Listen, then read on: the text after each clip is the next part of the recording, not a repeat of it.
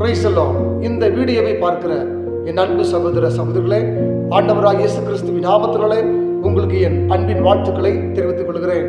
இன்றும் கூட நாம் கொஞ்ச நேரம் கர்த்தருடைய வார்த்தையை தியானிக்க போகிறோம். நாம் தியானிக்க தெரிந்து கொண்ட வேத பகுதி சங்கீதம் 62ஆம் அதிகாரம் 1வது வசனம். வாசிக்கிறேன், கவனிங்கள். தேவனையே நோக்கி என் ஆத்துமா அமர்ந்திருக்கிறது, அவரால் என் ரட்சிப்பு வரும். மீண்டும் வாசிக்கிறேன், கவனிங்கள். தேவனையே நோக்கி என் ஆத்துமா அமர்ந்திருக்கிறது, அவரால் என் ரட்சிப்பு வரும். இந்த வசனத்தை கேட்டுக்கொண்டிருக்கிற என் அன்பு சகோதரனே சகோதரியே, நம்முடைய ஆண்டவர் ரட்சிக்கிற தேவனா இருக்கிறார். ரட்சிப்புங்கிற வார்த்தைக்கு அநேக அர்த்தம் உண்டு. அதில் சில அர்த்தம் என்னவென்றால் விடுதலை. இந்த உலகத்தில் நம்மை விடுவிக்க ஒரு வல்லமை உண்டானால் அது இயேசு கிறிஸ்துவின் வல்லமை. இயேசு கிறிஸ்து மாத்திரமே விடுவிக்கிற தேவன், இயேசு கிறிஸ்து மாத்திரமே ரட்சிக்கிற தேவன். வசனம் இப்படியாக சொல்கிறது, பாவத்தின் சம்பளம் மரணம் என்று, பாவம் செய்கிற ஆத்மா சாகும் என்று வேதம் நமக்கு வெளிப்படுத்துகிறது.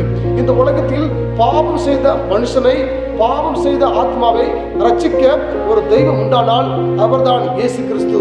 இயேசு கிறிஸ்துவால் மாத்திரமே நமக்கு ரட்சிப்பை கொடுக்க முடியும். எப்பேற்பட்ட ரட்சிப்பாக இருந்தாலும், எப்பேற்பட்ட விடுதலையாக இருந்தாலும், அந்த விடுதலையை தர இயேசு கிறிஸ்து அவர் ஜீவனுள்ள தேவனாய் இருக்கிறார். இயேசு கிறிஸ்து இந்த பூமியில் உள்ள எல்லா மனுஷனுடைய பாவத்தை மன்னிக்க அவர் ஜீவனை கொடுத்தார். இயேசு கிறிஸ்துவால் மாத்திரமே பாவங்களை மன்னிக்க முடியும். பாவத்தை மன்னிக்க அதிகாரமுள்ள ஒரு தெய்வம் உண்டானால் அவர்தான் இயேசு கிறிஸ்து. இயேசு கிறிஸ்து அவர் அன்பானவர். கிறிஸ்தவம் என்பது ஒரு மதம் அல்ல, அது ஒரு மார்க்கம். இந்த மார்க்கத்துக்குள் யாரெல்லாம் வராங்களோ, இயேசு கிறிஸ்துவை நம்புறாங்களோ, இயேசு கிறிஸ்துவை விசுவாசிக்கிறாங்களோ, அவர்களுக்கு இலவசமான பாவ மன்னிப்பு உண்டு, ரட்சிப்பு உண்டு, பரலோக வாழ்க்கை உண்டு. இயேசு கிறிஸ்துவை விசுவாசிக்காமல் எந்த ஒரு மனுஷனும் பரலோகம் போக முடியாது.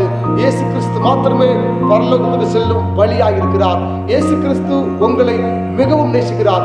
உங்க வாழ்க்கையில நீங்கள் எதிர்பார்க்கிற அந்த விடுதலையை, அந்த ரட்சிப்பை இயேசு கிறிஸ்து உங்களுக்கு தர அவர் உங்கள் அருகே நின்று கொண்டிருக்கிறார். நீங்கள் இயேசுவை விசுவாசிக்கும் பொழுது, இயேசுவே என்னோடு பேசும், என்னை ரட்சியும், எனக்கு விடுதலை தாங்கன்னு கேட்கும் பொழுது நிச்சயமாக இயேசு கிறிஸ்து உங்களுக்கு விடுதலை கொடுக்க அவர் ஜீவனுள்ள தேவனாக இருக்கிறார்.